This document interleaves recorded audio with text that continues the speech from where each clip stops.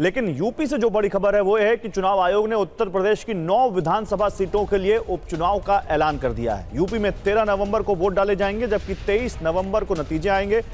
UP की Milkipur seat जो कि अयोध्या में पड़ती है, उस सीट के लिए चुनाव तारीखों का ऐलान नहीं किया गया है। बताया जा रहा है कि मिल्कीपुर सीट को लेकर कोर्ट में एक याचिका दायर है, जिसकी वजह से अभी चुनाव की तारीखों का ऐलान नहीं किया गया है। तो आप देख रहे हैं अयोध्या के सांसद यहां पर अवधेश प्रसाद सिंह को और इनके बेटे को ही समाजवादी पार्टी ने मिल्कीपुर विधानसभा सीट से उपचुनाव के लिए टिकट दी है।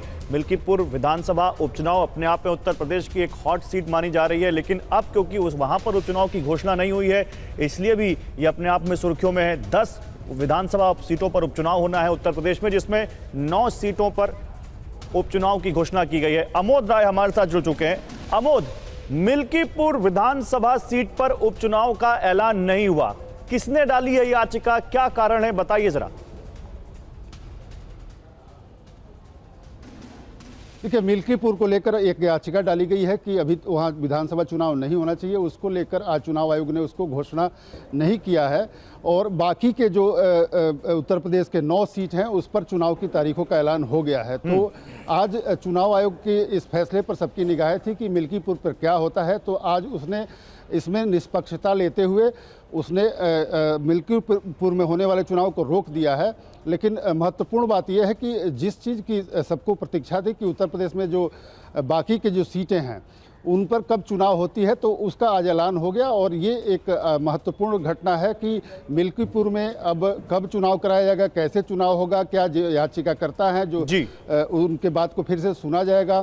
ठीक है अमोद, आप मेरे साथ रहिए, क्योंकि देखिए उत्तर प्रदेश का 10 सीटों का उपचुनाव अपने आप में बहुत खास है और उसमें भी मिल्कीपुर जिस पर सबकी निगाहें टिकी हुई थी। विपिन, अब मिल्कीपुर पर विधानसभा उपचुनाव की घोषणा ना होना, क्या यह ज्यादा बड़ी खबर हो गई है? क्या प्रतिक्रिया मिल रही राजनीतिक हलकों से?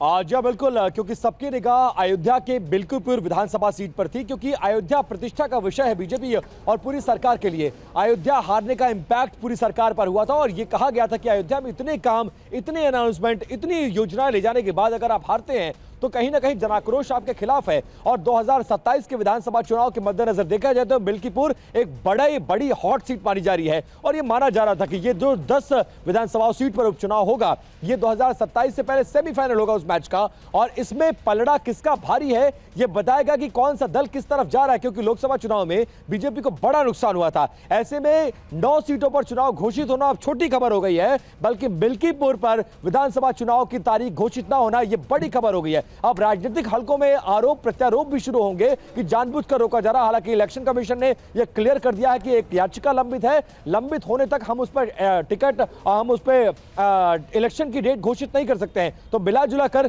प्रतिष्ठा का सवाल न सिर्फ उत्तर प्रदेश के पूर्व मुख्यमंत्री अखिलेश यादव के लिए, बल्कि मौजूदा मुख्यमंत्री योगी आदित्यनाथ के लिए भी है। यह तारीख कब घोषित होगी, कैसे उस पर चुनाव लड़ा जाएगा, यह देखना होगा। लेकिन यह जरूर है कि अब 9 सीटों को छोड़कर पूरा ध्यान मिल्कीपुर पर होगा और मिल्कीपुर कौन जीतेगा इस पर अब चुनाव की तारीख की घोषणा होने के बाद यह तय होगा। जी ठीक है विपिन, आप रहिए हमारे साथ, क्योंकि अमोद राय भी इस वक्त हमारे साथ है। अमोद, महाराष्ट्र में भी तो चुनाव की तारीखों का ऐलान हो गया है, कब तक गठबंधन जो है महायुति, उसकी तरफ से प्रत्याशियों का ऐलान कब तक हो जाएगा? क्या, क्योंकि कई दौर की बैठकें भी हो चुकी हैं, क्या लगता है आपको कब तक हो सकता है गठबंधन की तरफ से प्रत्याशियों का ऐलान?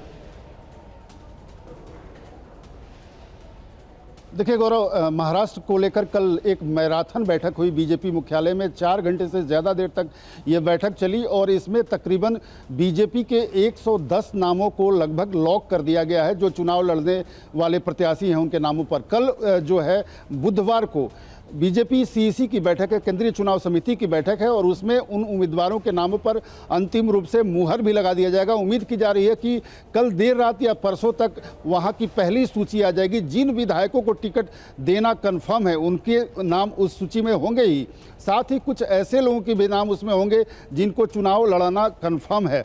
तो ये माना जा रहा है कि महाराष्ट्र की पहली सूची जो है बीजेपी की, वो बृहस्पतिवार या शुक्रवार तक आ जानी चाहिए। इसके साथ ही जहां तक सीट शेयरिंग की बात है, तो कल देवेंद्र फडणवीस या अन्य जिन नेताओं से बातचीत हुई, उनका कहना है कि 90% हमारा सीट शेयरिंग हो चुका है। 10% की जो बात है वो भी हो जाएगी और ये आज का जो दिन है इसमें निश्चित तौर पे तीनों ही महायुति के तीनों ही नेता मिले थे और बाकी की सीटों पर भी चर्चा हो चुकी है और ये माना जा रहा है कि बीजेपी कोई कह रहा है 10% बाकी है, कोई कह रहा है अभी 20% बाकी है, लेकिन ये आखिरी जो 10 से 20% है उसमें क्या होगा वो वहीं पर मामला अटका हुआ